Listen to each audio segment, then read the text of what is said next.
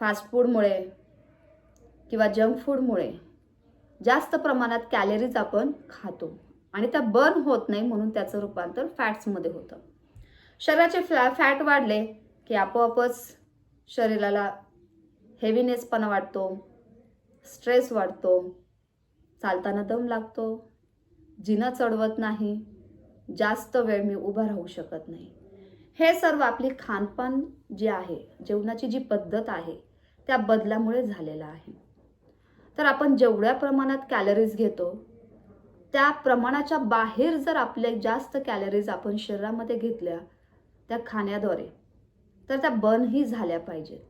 ते फॅट स्वरूपात जर वाढलं तर आपल्याला त्याचा विपरीत परिणाम आपल्याला दिसून येतो. म्हणून आपल्या दैनंदिन जीवनामध्ये थोडासा वेळ काढून आपण व्यायाम हा केलाच पाहिजे. मेडिटेशन केलं पाहिजे, स्ट्रेचिंग केलं पाहिजे, वॉकिंग केलं पाहिजे.